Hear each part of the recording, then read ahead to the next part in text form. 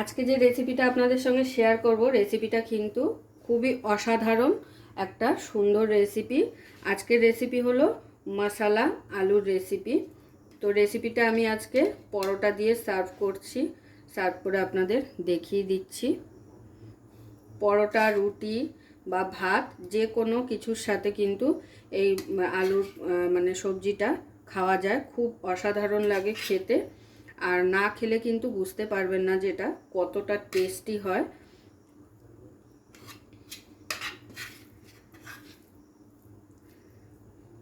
আর এটা কিন্তু এরকম শুকনো টাইপেরই হয়। মশলা আলু যেহেতু মশলা আলু রেসিপি, তো সেই কারণে একটু শুকনো টাইপেরই হয়। এটা কিন্তু ঝোল ঝোল হয় না। আর আমি এখন একটা পরোটা দিয়ে আপনাদের দেখিয়ে দেবো। পরোটা দিয়ে খেতে তো অসাধারণই লাগে।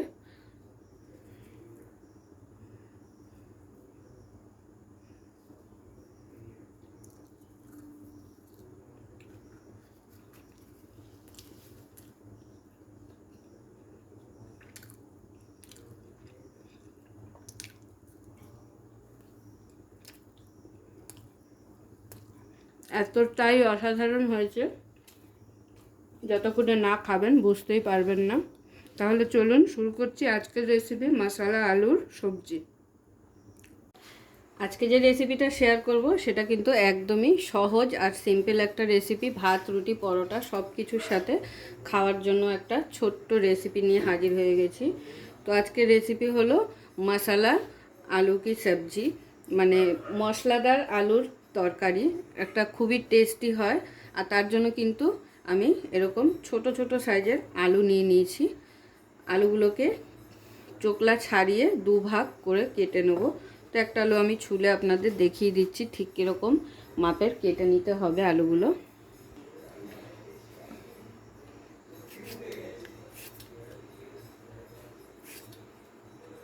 তো দেখুন, এই যে ছুলে নিয়েছি, আর ছুলে এরকম দুটো পিস করে নিলেই হয়ে যাবে। এটা আপনারা চাইলে বড় আলু দিয়েও বানিয়ে নিতে পারেন। তো আমি ছোট আলু দিয়ে বানিয়ে আজকে দেখিয়ে দেবো আপনাদের। তো সমস্ত আলুগুলো ঠিক এই রকম শেপ করে কেটে নিতে হবে আগে। দেখুন, সমস্ত আলু আমি কেটে রেডি করে নিয়েছি। যেই আলুগুলো একটু বড় ছিল সাইজে, ওগুলোকে 1/4 করে কেটে নিয়েছি। আর যেগুলো একটু ছোট ছিল সাইজে, সেগুলোকে 1/2 করে এইভাবে সাইজ করে কেটে নিয়েছি। তো চলুন এবারে একটি মশলা রেডি করে নেব, যেটা ছাড়া কিন্তু এই রেসিপিটা একদম সম্পূর্ণ হবে না।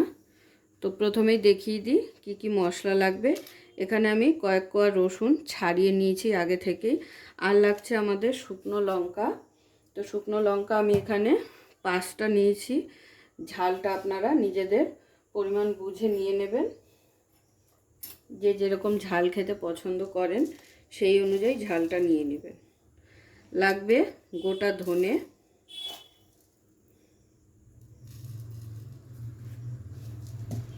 আর লাগবে গোটা জিরে। এটার কিন্তু শুকনো একটা আমাদের পেস্ট তৈরি করতে হবে। সে আপনারা শিলে করুন আর মিক্সিতে করুন, যাতেই করুন শুকনো বানাতে হবে, জল কিন্তু দেওয়া যাবে না।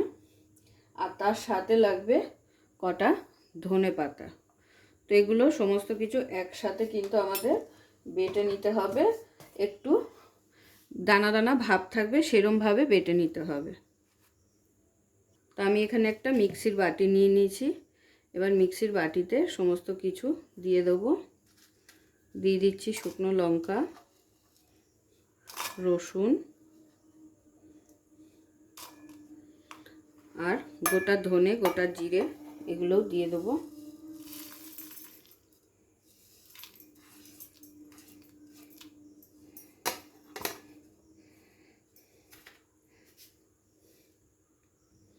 দিয়ে দিচ্ছি ধনে পাতাটা, আর সঙ্গে কিন্তু অবশ্যই অল্প একটু নুন দিয়ে দেবেন।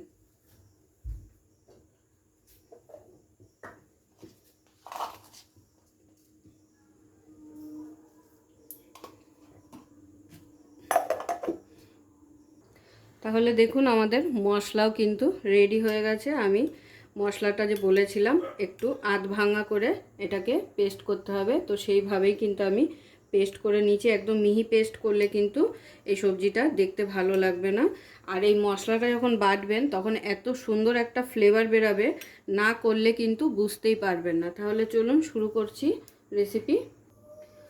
তো আজকের রেসিপিটা কিন্তু আমি সার্ভ করব পরোটা দিয়ে। তো প্রথমে কড়াই বসিয়ে দিয়েছি আর কড়াইতে দিয়ে দিচ্ছি সর্ষের তেল। আমাদের কেটে রাখা যে আলুগুলো আছে সেগুলোকে প্রথমে ভেজে তুলে নিতে হবে। আজকে আপনাদের সঙ্গে কিছু কথা শেয়ার করতে চাই। আমি কোনো সময় করি না রেসিপি করতে করতে, তো কিছু কথা হলো। আমাকে অনেকেই কমেন্ট করে যে দিদিভাই আপনার ডান হাতটা দেখান না কেন, ডান হাতটা কি হয়েছে। তো আমি কিন্তু কোনো সময় আমার ডান হাতটা লুকিয়ে কাজ করি না। আমার ডান হাতটা কিন্তু নেই। যারা আমার ভিডিও এতদিন ধরে দেখেন বা দেখছেন, আমার পরিবারের সকলের, আমার পরিবারে 988 জন সদস্য আছেন, আশা করি সকলেই দেখতে পেয়েছেন। তো আমি ডান হাত লুকিয়ে কিন্তু কখনোই কাজ করিনি আর পরবর্তীতেও করব না। তো যারা আমার ভিডিও একটু মনোযোগ দিয়ে দেখবেন তারা ফলো করলে বুঝতে পারবেন যে আমার ডান হাতটা আমার কিন্তু নেই। তো এটাই বলার ছিল আমার। তাহলে চলে যাই রেসিপিতে। তো আমার তেল গরম হয়ে গেছে, এবারে তেলের মধ্যে আমি আলুগুলোকে ছেড়ে দেবো এক এক করে। তো দেখুন আলুগুলো 60% আমার ভেজে নেওয়া হয়ে গেছে, হালকা লাল লাল করে কিন্তু ভেজে নিয়েছি। এবারে আলুগুলোকে তুলে নেবো একটা প্লেটে। তো সমস্ত আলু তুলে নিলাম। এরপরে এই তেলের মধ্যেই ফোড়নের জন্য দিয়ে দেবো গোটা জিরে,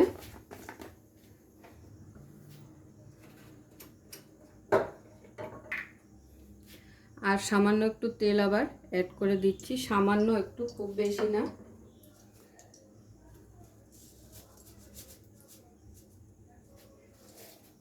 ফোড়নে দিয়ে দিচ্ছি গোটা জিরে আর সঙ্গে একটু হিং দিয়ে ফোড়নটাকে একটু হালকা নাড়াচাড়া করে নিয়ে দিয়ে দিতে হবে আমাদের সেই মশলাটা যেটা আধ ভাঙা করে তৈরি করে রেখেছি।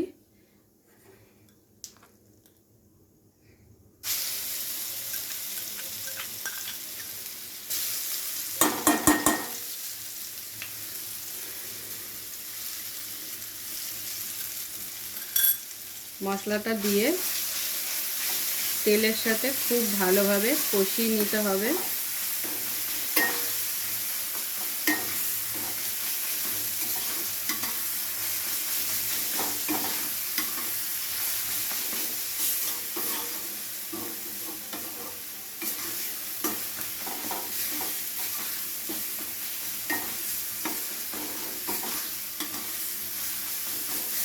রসুনের কাঁচা গন্ধটা না যাওয়া অবধি কিন্তু একটু সময় নিয়ে এটাকে কষিয়ে নিতে হবে।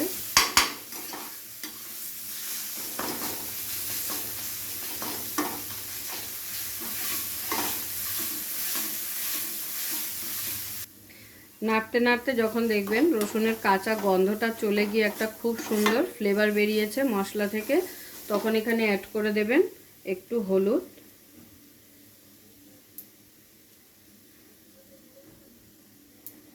আর একটু ধনে গুঁড়ো,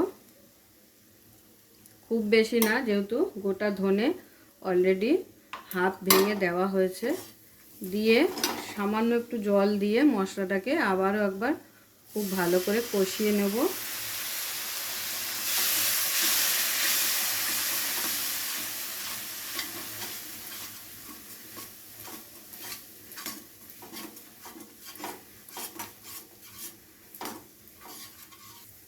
এবারে দিয়ে দিচ্ছি সামান্য একটু কাশ্মীরি লঙ্কা গুঁড়ো রঙটাকে সুন্দর করার জন্য, আর দিয়ে দেবো পরিমাণ মতো নুন। মশলা বাটার সময় অল্প নুন দিয়েছিলাম, আলু ভাজার সময়ও নুন দেওয়া হয়েছে, তো সেই কারণে সামান্য একটু দিয়ে দিলাম। আবার যদি প্রয়োজন হয় তাহলে দিতে হবে। তো মশলাটা খুব ভালোভাবে কিন্তু কষে গেছে। এবারে এর মধ্যে দিয়ে দেবো আলুগুলো ভেজে রাখা।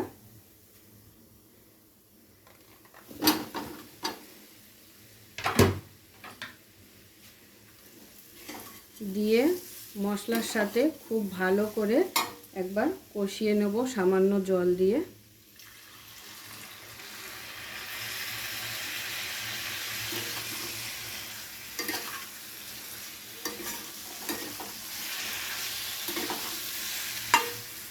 তো দেখতেই পেলেন খুবই সিম্পল মশলা কিন্তু লাগে এই রেসিপিটা তৈরি করতে, আর খেতে কিন্তু অসাধারণ হয়, আগেও বলেছি। তো হালকা একটু কষিয়ে নিয়ে এখানে গ্রেভির জন্য জল দেব, দিয়ে ঢাকনা চাপা দিয়ে কিন্তু আমাদের রান্নাটা করে নিতে হবে।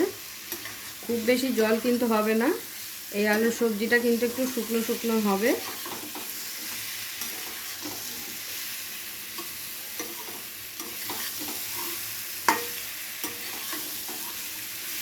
মশলাটার সাথে আলুটাকে খুব ভালো করে কষিয়ে নিলাম। নেওয়ার পরে এখানে ফাইনালি দিয়ে দেবো সামান্য পরিমাণ জল। জল দিয়ে গ্যাসের ফ্লেমটাকে লোতে করে কিন্তু রান্নাটা করে নিতে হবে। তো দেখতেই পেলেন কত সামান্য জল দিয়েছি।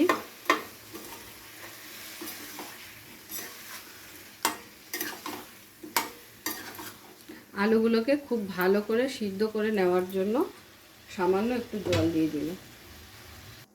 তো এবারে গ্যাসের ফ্লেমটাকে লোতে করে ঢাকনা চাপা দিয়ে রান্নাটা করে নিতে হবে। তো দেখুন প্রায় 3 থেকে 4 মিনিটের জন্য আবারও ঢাকনা চাপা দিয়ে রান্নাটা করে নিয়েছি। আর কিন্তু এটা শুকাবো না, অনেকটাই শুকিয়ে গেছে গ্রেভিটা। তো এরকমই শুকনো শুকনো রাখবো। আর একটা আলু একবার চেক করে নেব।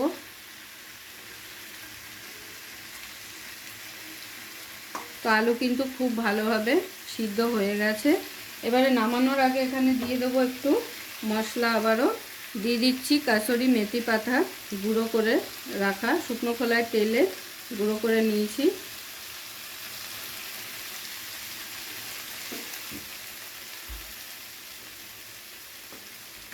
আর তার সঙ্গে দিয়ে দেবো একটু গরম মশলা।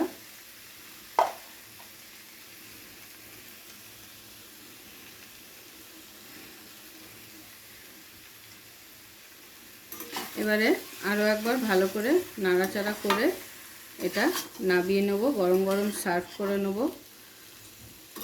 পরোটার সাথে। তো দেখতেই পেলেন কত সিম্পল একটা রেসিপি, আর খেতে কিন্তু অসাধারণ হয়। অবশ্যই একবার ট্রাই করবেন।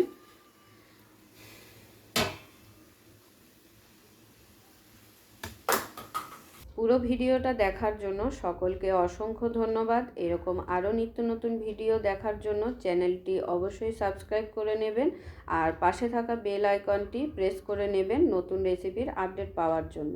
তো সবাই ভালো থাকবেন, সুস্থ থাকবেন। আবারও দেখা হচ্ছে আপনাদের সাথে নতুন একটি রেসিপি নিয়ে।